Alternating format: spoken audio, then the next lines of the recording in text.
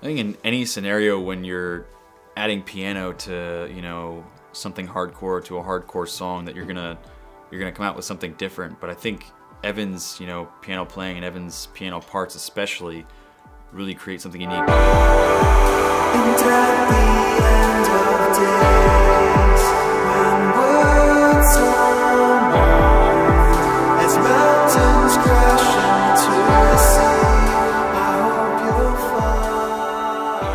So nowadays when you see a piano synth player in a band, you kind of think of some guy standing there with like a microKORG. And the song itself is very intense, but they throw in one of those synth lines that seems a bit immature, almost on purpose. Organ, like they're just, you know, rocking out most of the time and just like not really playing much. It almost takes away from the band itself because it becomes more of a novelty of an instrument.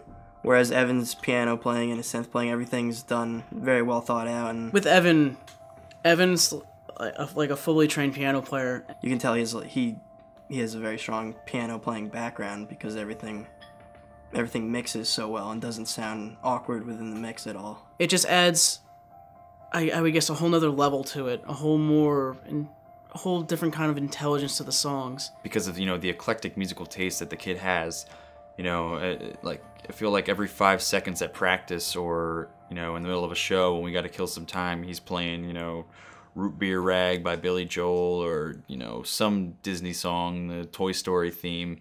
And it's just really refreshing to, you know, have a lot of members bringing, you know, maybe a more brutal or hardcore influences to the album, and then, you know, to have Evan bring, you know, the softer side. One thing we feel we do differently than most hardcore bands or bands in the genre that we play in is we don't restrict ourselves to instrumentation. What we try to be all about as a band is bringing, you know, the best elements of harder music and softer genres together and blending them, what we hope is seamlessly. For instance, in one of the breakdowns in The Gradual Decline, The Gentle Slope, while there's this heavy riff of guitar playing, we have a very light bell sound going in it.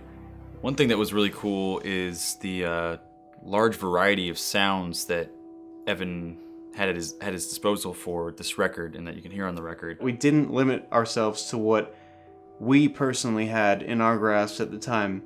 We knew that we had combinations of tools and resources such as my piano, my synth, what Kevin had to bring to the table, Reason, and GarageBand. We're able to, you know, look through everything and find, you know, the absolute best sound for every synth part on the album, whether it's, you know, the best trance lead or, you know, the best ambient pad. You know, we really looked through everything and found what would complement each part the best. There's other things that Evan does that a lot of people don't notice. Throughout the album, there's these tiny, like, I guess you call it ambient parts of the album. There's those parts where, like, you're always wondering, oh, how'd they get it to sound like that, or how'd they make it feel like that? And most of the time, it comes down to Evan. He can think of these really cool things to make a part sound different and feel different.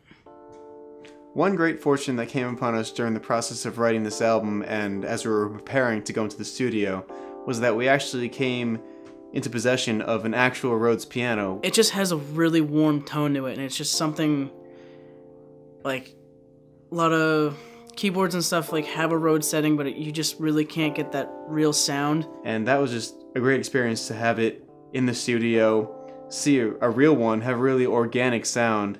You'll mostly hear it on the beginning of the song They Have Taken With Them the World.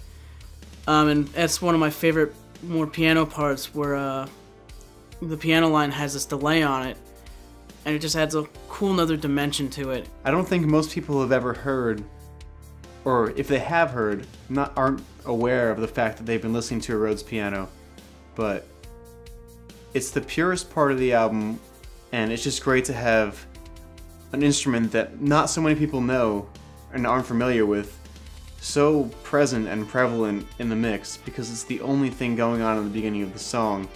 It's in My Dark Passenger and it's in our interlude track, but where it really shines through is on that last track, and you can really hear it in its full glory and its entirety. And it's just really special to us to have an instrument that's somewhat shunned and put to the side and maybe not remembered so often in the limelight.